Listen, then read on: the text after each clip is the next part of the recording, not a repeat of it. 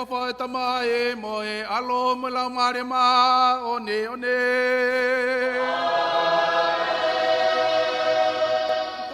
Wange ke whiting mo tolo ai eke.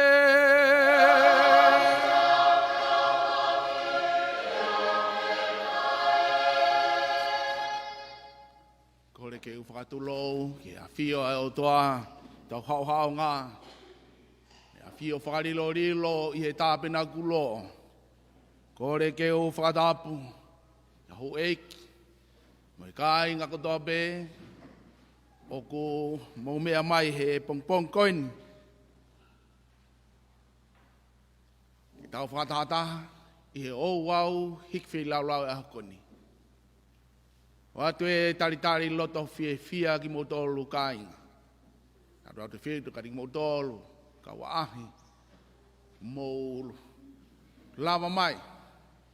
Ki tau hiki e whi lau lau fungani o e hakoni. Aho ni kutalaki ai he o ngongolere aho ni.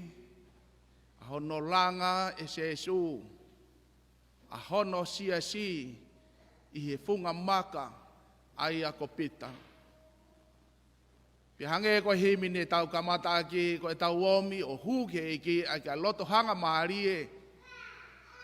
Tau fie fia ke whai aho no talaki aho no wafa e ne maa ni o ni.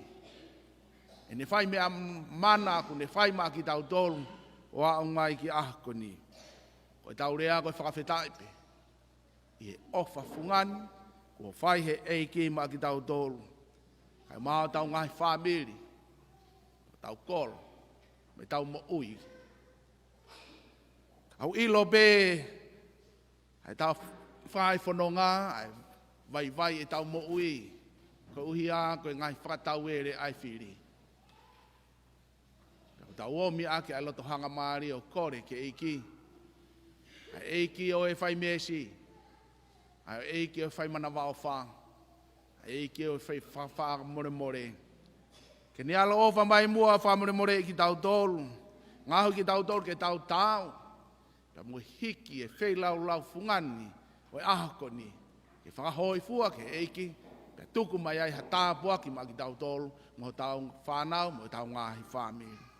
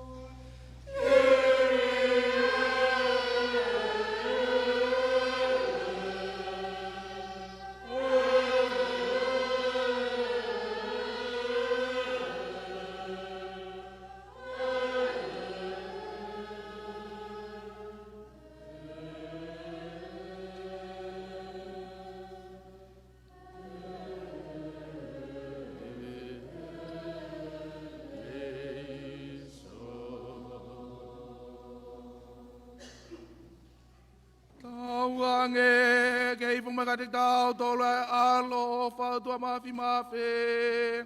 One fa more more tau ngayangala. Pe ane tata ki tau tol ke mo e tai ngata.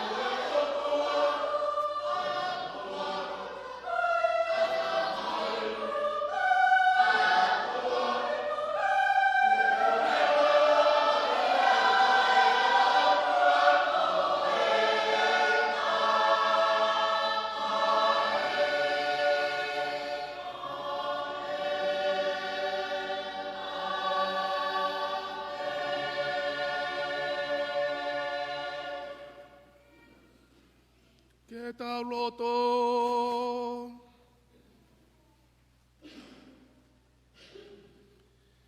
Iki ko mawotua. Koe mo oni ko tope o ku mehea Fiona. Pia ko koe toko tape o ku ke o mie loto taha. Toko mai ki ho kakai e fiefia ke na uongo na ho folofola.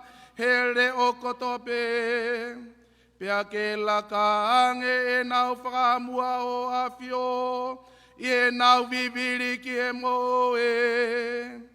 Pia tau ange koe ngai lelei o e mamani wheriri wakini, e aonga tape ka te ki mautolu, anau tataki ki mautolu, ki e meri no hopureanga.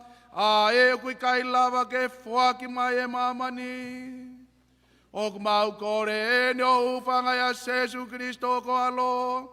A e kune a fio mo pure whakata mo koe pa moe lau mare mani o ne. Koe o tua pe tau tai ngata pe a tai ngata.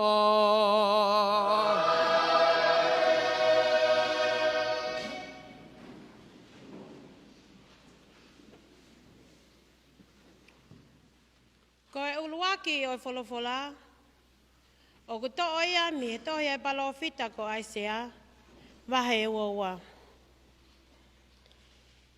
Pe teo whakaoma koe mi ho lakanga. Io, tene hae hi whakoe mi ho tuunga. Pea e hoko i he taimi ko ia, te ui mai ek se wāniti ko i laia ki mi, foha o hilika ia. Pe teo ai ki ai ho kofu o ou, pe teo noo aki ho noo. Pe teo tuku ho pule ki hono ni ma, pe tene hoko ko ta mai, ke nofo se salema mo e whale o siuta. Pe teo li whaki ki hono ma, ai ki o e whale o te evita. Pea katoa e ia, e kai tā puni e hata. Pea ka tā puni e ia, e kai to'o e hata. Pe te tuki ia koe whao i hapotu mau. Pe tene hoko koe nofo anga langlangi, ki he whale o ene eiki. Koe polo tonu ia ai eiki.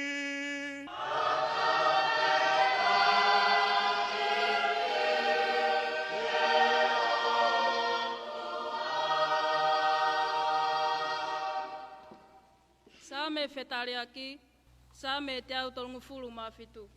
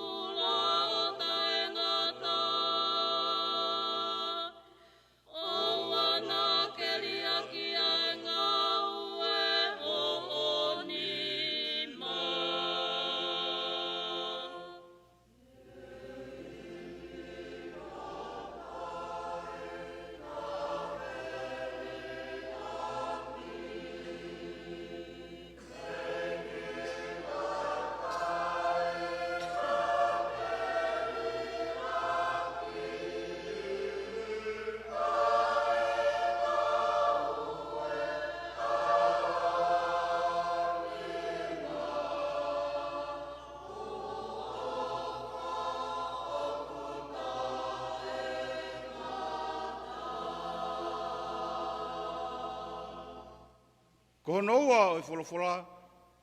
O to oia me ipseria Paula ke kailoma. Ngo fulu mataha o vahe. O ia we. Ene kilukilua ai koloa. Mo poto mo ilomea ai otua. No ikai tae maha kurea ene ngahi tūtūni. Mo tae ma whakatotoloa no ngahi whaunga.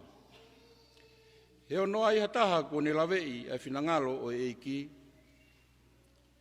Pe hataha kone whare ia. Pe hataha nā ne ange muaha mea kiai kane toi totongi. Seuke, o te whito ki ene a whio. Pe a whou i ene a whio. Pe a iku ki ene a whio. Ai mea furipe. Ke ona e koloria o lau i kuonga. Amen. Koe wala tanu ia ai eiki.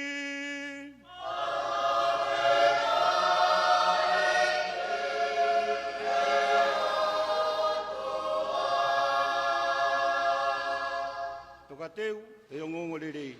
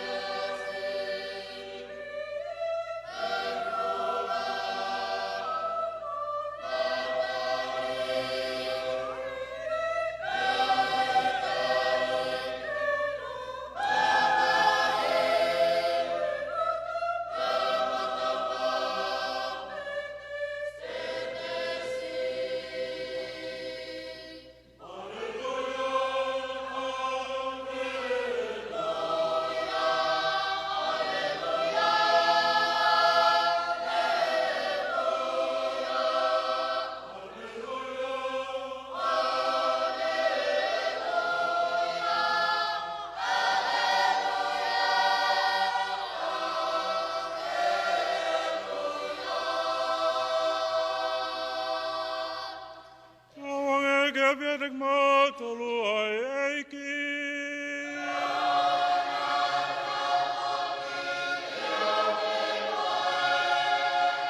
Kaman me ona lai tapu yono to ye matiu.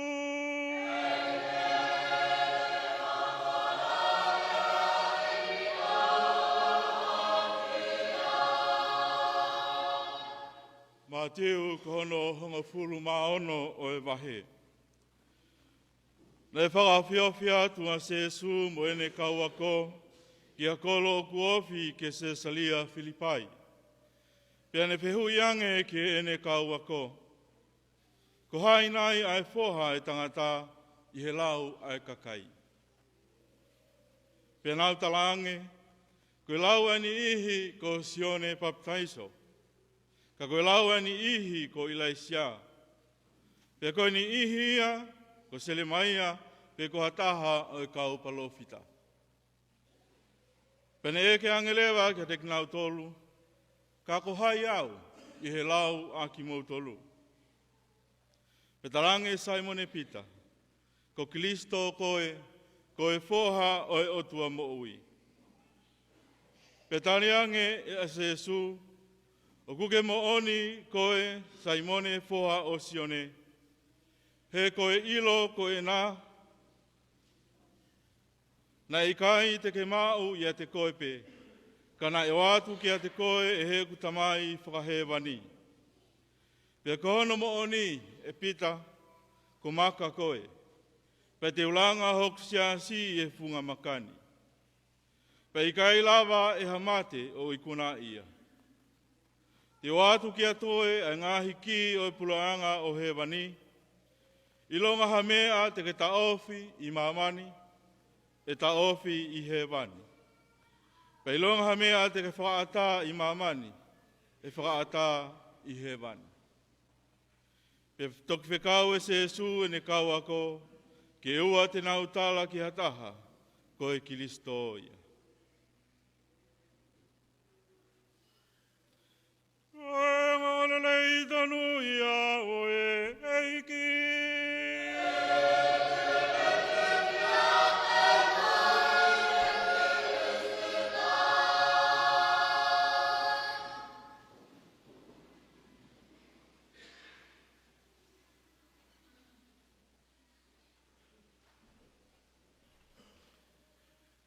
Taimi nau i he ngāwe whakamisionai, i he wheitu na ui ko Wainoni i Solomone.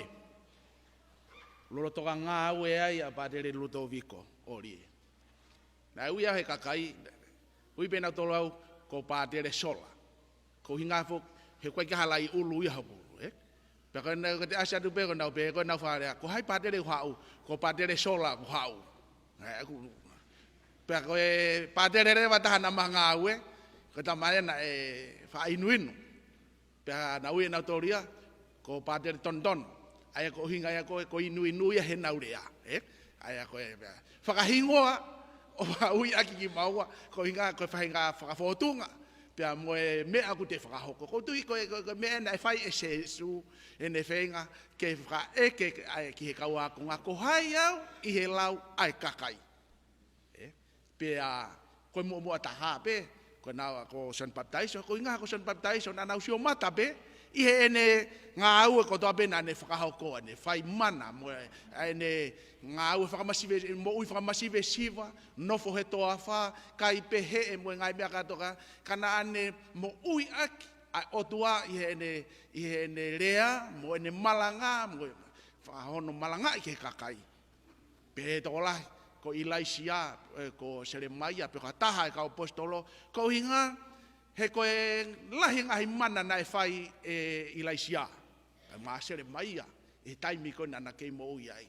Pea ko hinga, ko e ngahi reata e ufi na e whakahoko he kau palofita. Whikau aki pea mo e kau taki, i he nau ngā ue hala aki ho nau mawhai, mo e ngahi mea ko hape nau whaarea. Aia ko nau mamata ko ka sesu, ko mea e na e whai e sesu. Pea nau ui rewa hangeia, pe ko taha ia he kau palofita. Ko inga ko ne ta e ufi, i he ne rea, mo valoki e kau taki, ko inga ko e nau ngahi ngawe hala, mo taki hala ku whai, ki he kakai, o mamao ai e nau tui mehe otua. Pa ko mea na nau ui ai ko mea, Pa toi whehu i angarewa e sesu ka te nau tolu.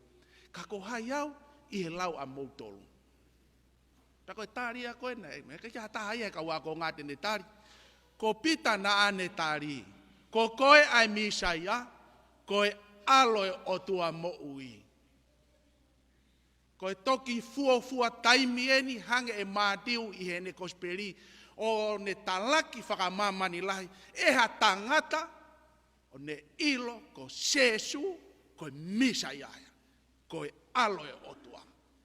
Pai taki ki he aloi ko sesu, nai hae kau angelo, nau whakaviki, kolo hiva, kolo ria ke eiki, e kunau ilo, ko alo i ai ki tamasi vare koe ni, koe misa iaia. Toi talaki e he tamai, o tua koe tamai, a se su he aho hono papi taiso. Koe nia, a hoku alo o feina, mou whakaongo ki a teia. Talaki whakamamani lahi mei loto langi, te eki ai, ke iai hatangata, tene lava o talaki, ko se su koe misa ia, koe aloe otua. Tā lunga mo pita. I he ne tari koe nai whai he ahoni.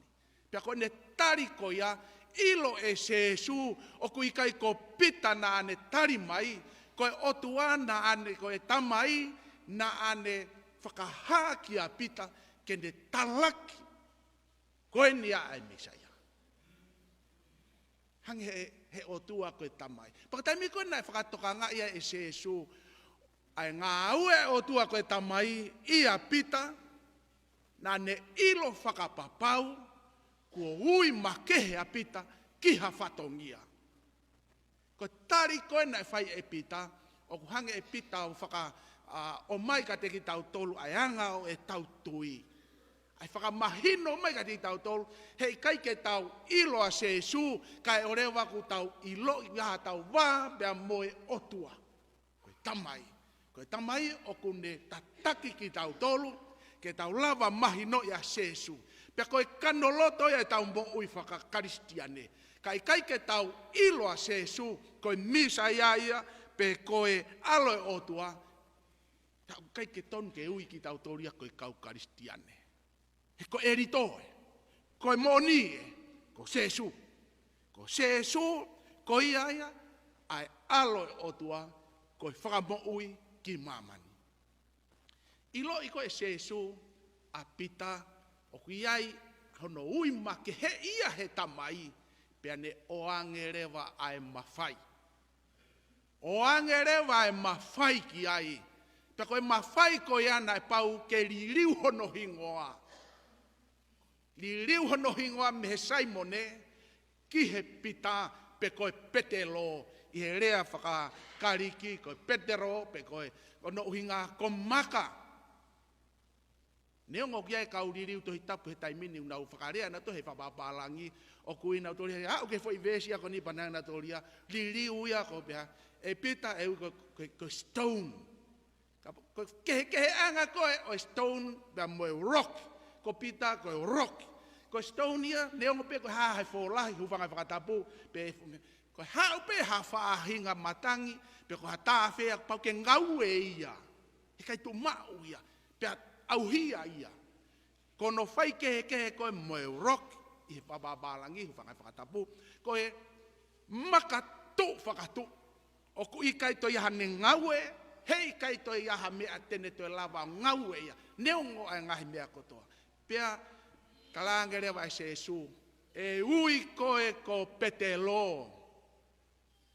Pea i he funga makani, te ulanga ai hoku siasi.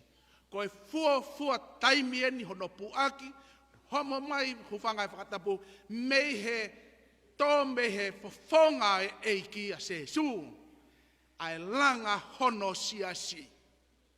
Pea koe siasi ko niu kai koha siasi whakai tangata, o kai koha siasi koha ngahi mea whaka materie, koe siasi whaka otua, ko inga he e koe otua Jesu, o kune langa a ia, mo hono siasi, i he funga maka, i he tangata ko ni, ko pita. Koe uhinga ia, ene talange, ko koe, ko pita, pia teu langa hoku siasi, i he funga makani. Pea, ne toi whakalahi atu rewa, he i kai toi iai ha mea, ha matapā, ngai matapā he te si, tene wesi a koe. Kono uhinga, he kai toi lava he angahala, he kai toi lava he kovi, he kai toi lava he te volo, o ne wesia ai sias koe te ulanga. He koe koa sias whakatangata e nia. Ko sias whaka otua eni o ko ulanga. He ko hoku sino haa mai ia, tānoa ki a Paula he ngahi tohi. Ko siasi, kono sino haa mai. Koe ulu, ko se suia. Pea ko ia kune tataki, ko feitu o kia e ulu, o fie mau ke ia e sino. Pea kone whakamatala ea ko a Paula whekau aki Moisias. Kapate tau hango whakatongai. Te au o tāwhe tupu eni, hei tau whai whanonga mai, he potsiasi koeni o tau whai whanonga ai a koe katolika. Pea ko uhinga ia fo rea katolika. Ki he kakai kotoa pe, ke nau kau mai. Pea ka pau rewa au te hatahai ane toi whakotuu e hane siasi, huwhangai whakatapu, oku kai ke kāinga e mo sias whakaotua koni a Jesu na ane langa. Kone langa koe ni i he funga maka koe ni ke mahino ko hoku siasi ko siasi whakaotua. Siasi o Jesu. Pa koe iau tau veke ai ke tau whakawhita ia a siasi ku tau whai whanongai he koe o vani he tāwhe tupu. Ua awhe tupu me ai tau whai whanonga mai koe ni. Toi oange rewa e mawhai kia pita, oange rewa e mawhai ne talange. Te ufuaki kia te koe ai ki ke matapa o he wani. Ke pure anga e otua. Koe ki e ni kai ngalotu. Na e ka pate tau whanambo whanongo le rei ki he lako ngatohe aho koni. Koe tangata ko se pina. Koe tangata ea na ane nofo i he whare tu i na ne tauhe ngai koloa kotoa pe pure ke ngai koloa au tu i o isleri. Pea mea e rewa na ne pau si hono mawhai. On hinga pe kia te ia pe na sio kita. Pea mo uhiki sia. Ngai mea kotoa. Fola mai o tua se pina. Te uto ai mawhai mea koe o ave ea ka eria kimi. Ai kone ave ko ka eria kimi. Ave katoa rewa ki ai pane talanga rewa ka eria kimi. Koe mea te ke whakaawa i he whare tu i.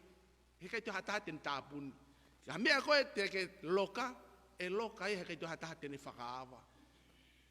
Tala noa ai tohi koea ai tohi whakahawa he tolu ves fitu ne pehe. Ni whakamatala i ai. Ko sesu ai ki. Ko ia o kune mau ai ki o hewani. Pea koe ahoni na tau whanonga ki o ngore ahoni. Na ane foake e ki ko ia kia pita. Ko pita o kai ko ia ia o haana a loto hewani. Ko pita o kai haana ai siasi. I kai. Ko ia ko e tauhi ki. E tuu koe a ngai pure anga o iulo pehe taimi koe. Koe ngai pure anga to pepe na pau ke whai ngahe a. Pako ngai a koe ni ke a kolo ke ua na oho mai whiri. Pea koe pongi, ko pau ke alato e tauhi ki. Ko toko taha u whalala taha ki ai tu i koe ai pure anga koe ia. Ko toko taha e ne whalala ke oang ai ki. Ke ne whakaawa e matapa. Ke hua te kakai ki tua pe na hu mai. Ko e fiafi ko ia pe tene loka. Pea koe mawhaia nai oange e se su kia pitao ne talange. Te o atu e ki. Oi puranga o tua ka te koe. Hai mea. Te ke whakaawa. Te ke tukuange. Whakamore i mamani. E whaia i lotolangi. Koe mea kotoa pe he i kai. He i kai ke whakahoko i lotolangi. Koe mawhaia ni o kutuku. Kia ke he kau. Kia pita, mo e kau apostolo, me he kamataanga o hoko mai ai, i e sākala meta koe ai kofesio. Pea koe uhinga ia o kuo ai, a ki tau tolo kofesio ki he kau whaife kau. Ko inga koe mawhai ko ni koe koe mawhai whakapātere, pe whakaipiko pō, pe whakatuitapu. Koe mawhai o sesu na e oange ki he kau ako ngā kendau whakahoko ai sākala meta koe ni o e confesio. Ke whakamore mea te mou whakamore io e whakamore. Mea he kai whakamore. Pea toko lai pea neongo ku tālanga ia he ngai. Ho tau whakatoko ua, whakatoko whawhine he ngai potisias. Ka pate tau hako whakatoka ngai. O ku i kai ko pātere he ko inga, he ko pātere ko tangata ia. Io ko tangata. Ka ko hinga ko sesu o kune ngā ue i he persona moe lakanga whakawhaife kau o kutuku kia pātere peko e piko po kene whakamore ai angala. Pea ko uhinga e o kutau woa i he kai ke hao koe kia pātere o ku ke hao koe ka sesu ke whai ho whakamore. Koe whakaino hino e o ku whakahoko he ahkoni. Kai ngalot whakamurituku ake tohi lo maa, hange paula whakamaa opo e tau kunga tohi ako niu ne pehe. Ko e ngai mea kotoa pēku whou mehe e langi mihi. Mehe otua, pea ku whakahoko ia ki he otua, o whakatau mua ki he otua. Ko e tau lotu, tau ngā ue, mo e tau mea kotoa pēku tau whai, mo e ngai mea ku tau mau, whakawhou kotoa mai a mehe otua. Pea ko e tau ngā ue ko ia, ke whakawhotunga, whakahoi fua, mea kotoa ia ki he otua. Pea ko e tau mua e tau whanonga pirikimi mei mamani ki taimi, ke tau whanonga ki he otua. Ke mo mea ke talaki e tau lotu, tau tui.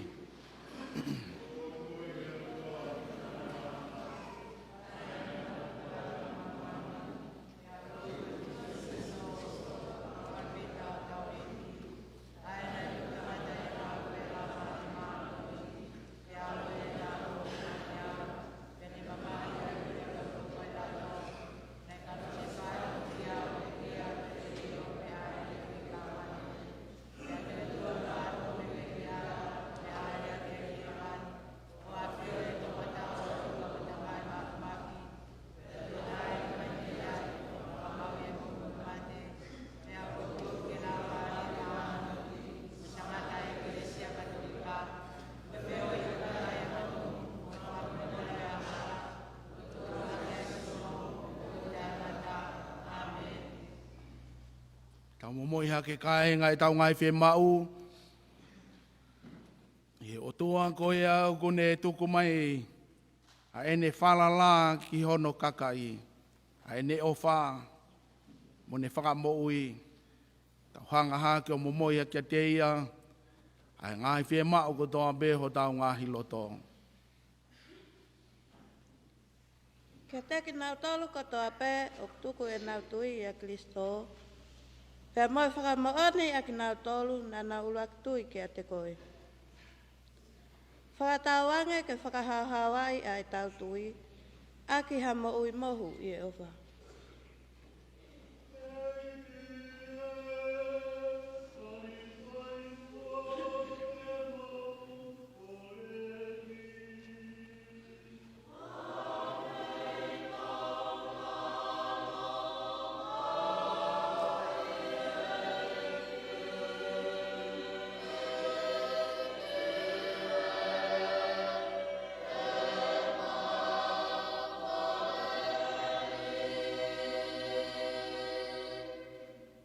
Kau e piko pō o siasi. Whatawange ke nau whakatoka ngai, pia mo tali lelei e ngai mea o whataki kotoa pēa lau marie, me he ngahi tapa ke he kahe o community Kalistiani.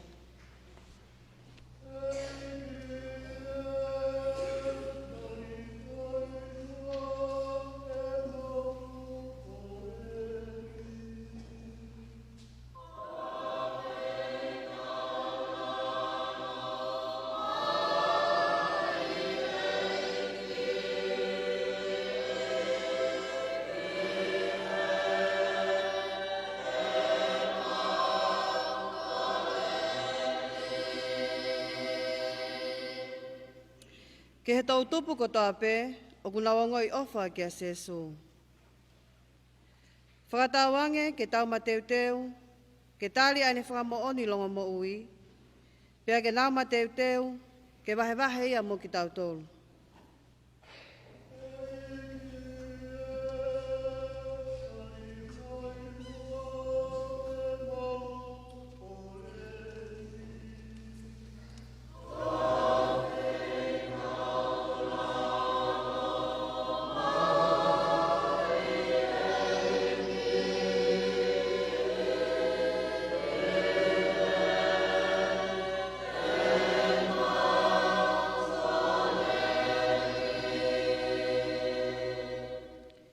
Ke he kauna whamali kotoa, a ia koe whailonga ki nau tolu ai ofa e o tua, ki hono kakai. Whakatawange mo e nau tui ki a Kristo, pia mo e nau whewhalala aki, ke ne whafo owai ai tui longa mo ui aho nau kainga, ki he o tua, pia mo e haa tangata.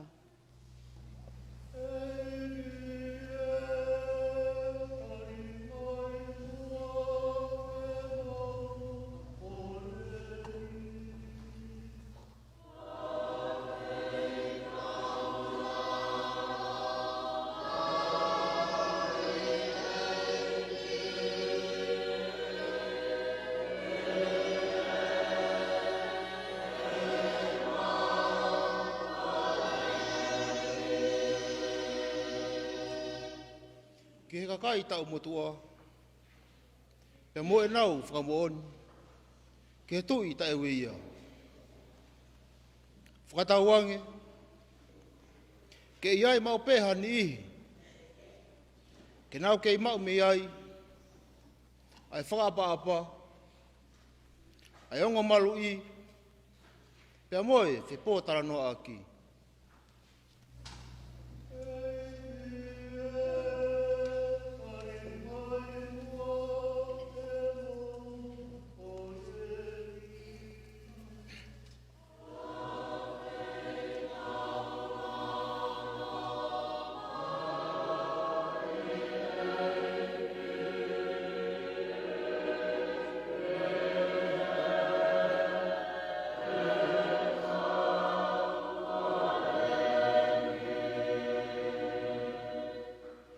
Ke tahu fia, he tau teo kātanga a Senturi. Whakatauange, ke heko e mau teo kātoanga, kua whamanatu kia te ki mautolu. A ki nautolu ko tō tau. Hono ngā ue i ho mau si asi. Pea ke mau mauruta a wheo whawhani i ho mau komunio.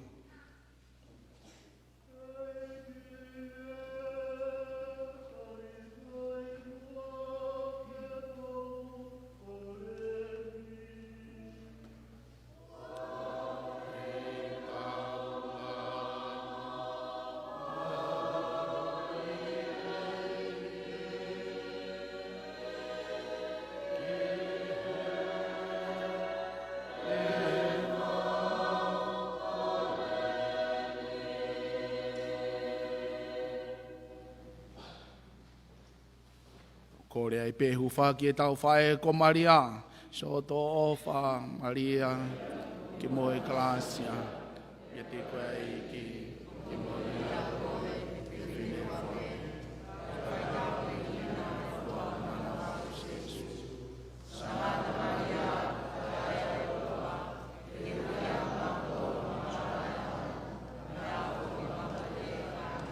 E ki o e whai manawa o wha ku lolo mau piho whinangalo ki he tangi mo e ui ai masiva.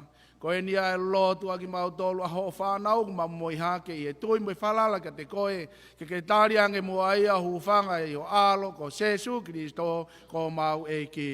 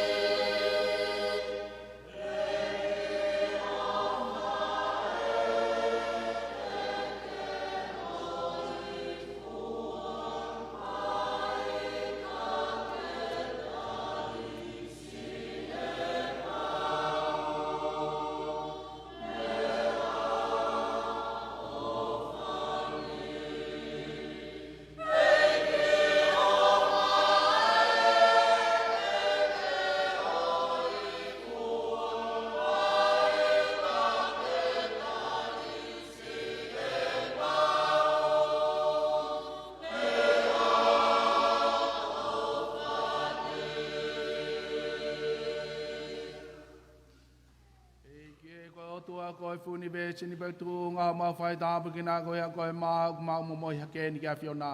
He koe fua e whakaongo si ai tangata mo e whewhine ko toi kere kere tawangi ho koe a koe maa whakamo ui ka ting mau tolu.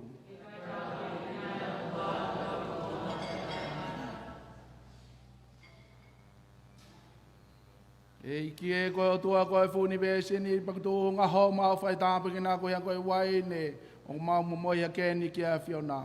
He koe fua e whakaongo sia e tangata mai whewhine ke fu wai ne tawange ho koe koe mea inu whakalau maari e maa ki mau tolu. Koe tāpre ki nā e ua lawi kua maa te rai lana.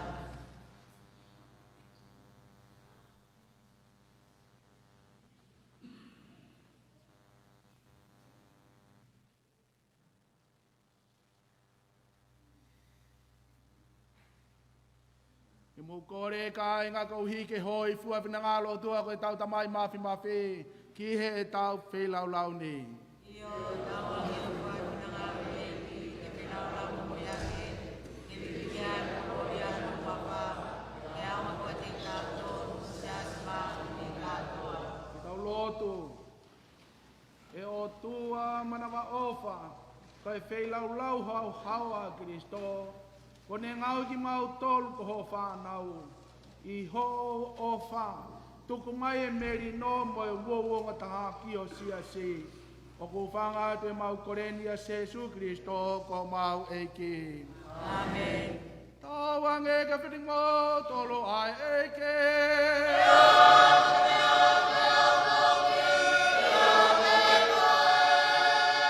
Eke hake homo loto.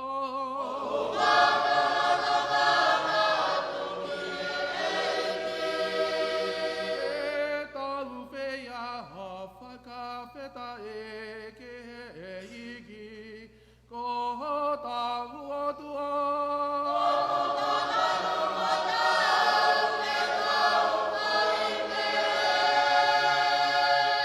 I o tamai mawhi momo e ka e ngata, o ku mau whailere mau ai pepea me wheitu katoa pe, ke whaia whakamalo ki e a Fiona. O ku i e a Fiona a e mau mo e mo e mau lakaholo, kai uma e mau i ai he lolo tongani. Ko e ao katoa pe o ku ke whakaha, ha o whawhaka e tamai a te ke mau tolo, pia ko lau maare mau nioni, o ku ne wha o whare ia te ke mau tolo, o ku ne omiga te ke mau tolo i mamani, hatu a meri e o a whiewhia i kai ngata, ko e mea o whao lau maari e, na ne whotuha kia Jesu me i he mate.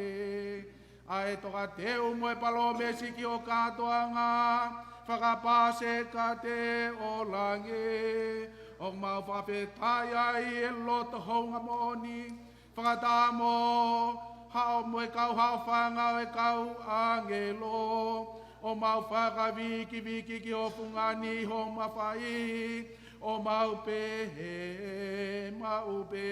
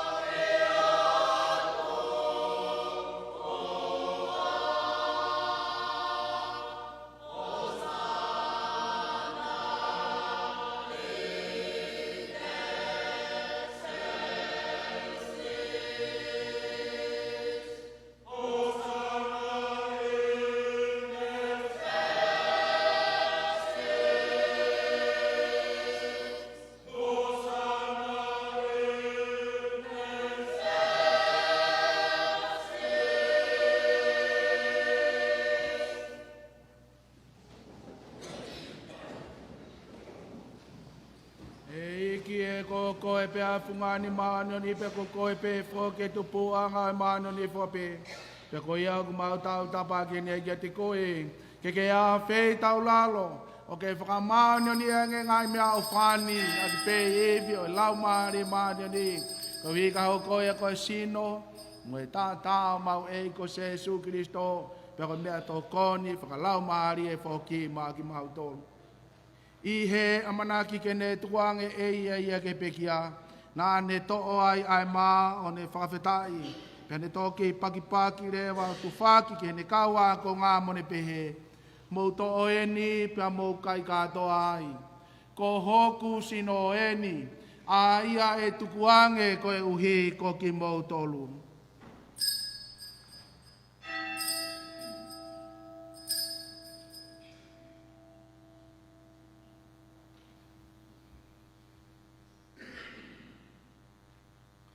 Ia hiri ange pe e nau tau mawhana ne to'o whoki pia mo ipu, o ne to'e whakawhitai ai pe, pia ne wange rewa ki he ne kaua ko ngā mone pehe, mo to'o whoki mo e ni pia mo winu kātua me ai, ko i ipu e ni a hoku toto, ko e toto ia o e fuakawa fo ou, a e laui kuonga pia tai ngata, pia e li ringi whoki e ko uhi ko ki mo tolu, pia mo i kakai ko toa pe, kai whakamore more ia i angala.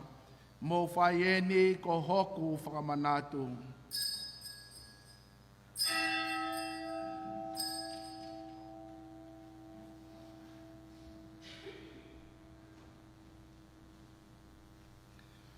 Ko misteri ene o e tu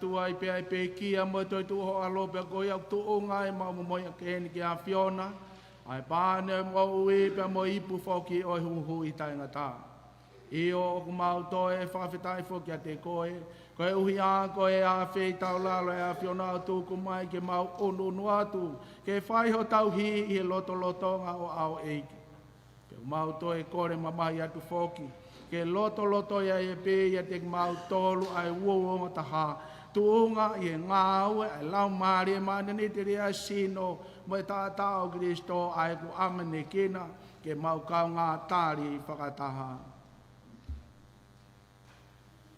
E ke rai puponga i pupua ki o si ai kuro tonga mawhola te funga mamani. Ko hui ke tupure kina i pe a whiopo whani anu kakai. Pe ke o mau tui tāpu ko leo mo fulu mawha ka umaho mau piko po. Ko soane patita ka tinari mawhi mo whahinga tapu hono katoa. E ke a whitarara nge mua ke mau kainga koe ko nau toku marolo me o manaki ki a toi tuu. Ka umai kainga piki a fuape ko hui ke nau mata e hurungia o hopoponga. A whitarara mai mua te mau toloni hono katoa ko hui ke mau kaunga maoai e muita ngata. Wataha mo Maria ko whae tā pō ai atua, mo sangata so sefo ko anu hoa, mo ka apostolo manu ia. Ka mai ka maane oni fuwafua pē ne nau whahoi whae a Fiona i laloni, mo whawibike ai ka te koe mo tukuloria ki ho a Fio, tunga i ho alo o Jesu Kilisito.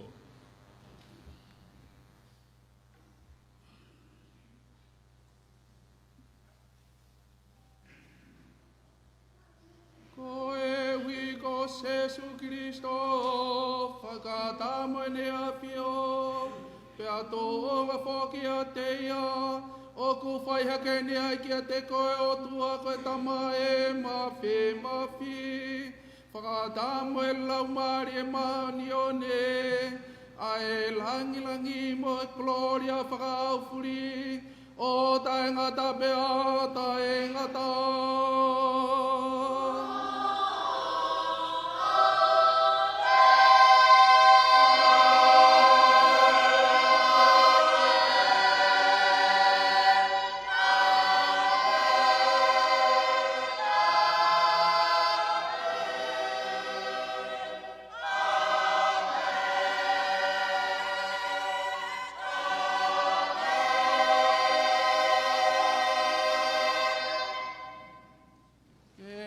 Whai kore re whai gotua wai tau tamai aki pelo tune ako ne kina ki tau tol ki au tau whakamoe.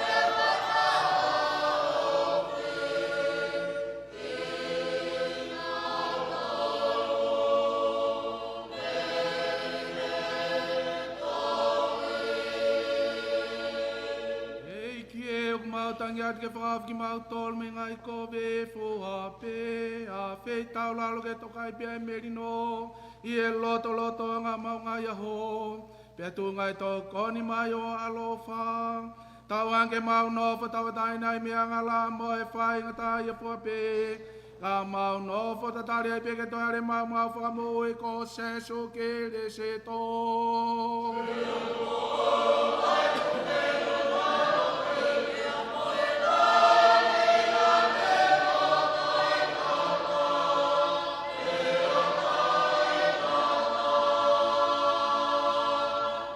Jesu Cristo na ke floflango ka apostolo pe o ko o atuma ki mo tolu ai merino ko aku ya merino ko fa ki atuma ke mo tolu o uana ke afio ke mawangala ka ke tu ya eklesia pe ke to ko mai mo ma tolu ai merino mo wo ta pureanga a e ku ke afio mo pure ai o taengata pea taengata o ange ke toka ma pia dek mo to la fie mali ai e ke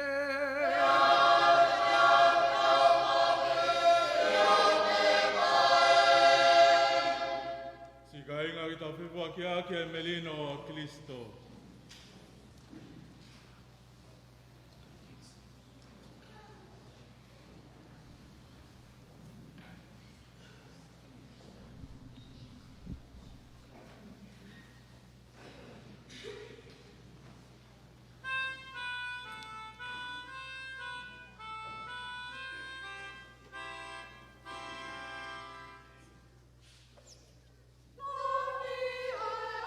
Amen.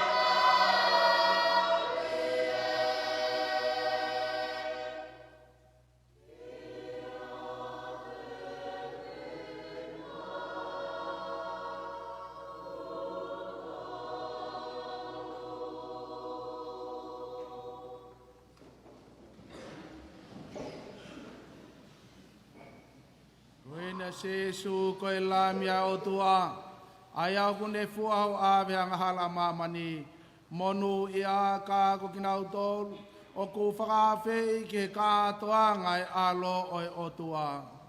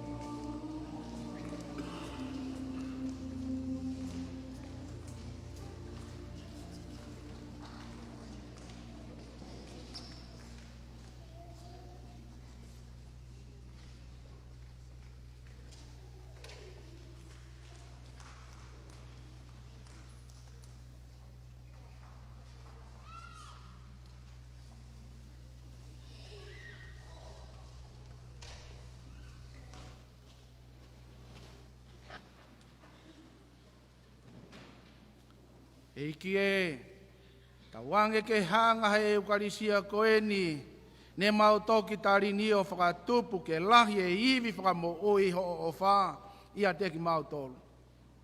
Tawange whoki ke ne tataki, mo whakatonu tonu e mau ngahi ngā ue, ke hoi fua a Fiona, ke mau mea kotoa be o kuwhai.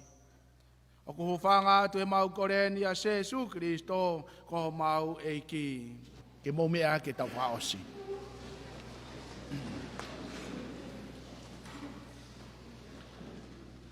Tawange ka whiting mo tolo ai eike.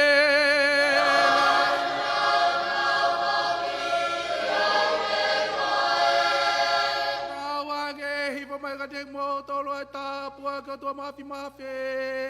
Ko e tamai moe alo, moe lau maria ma one one.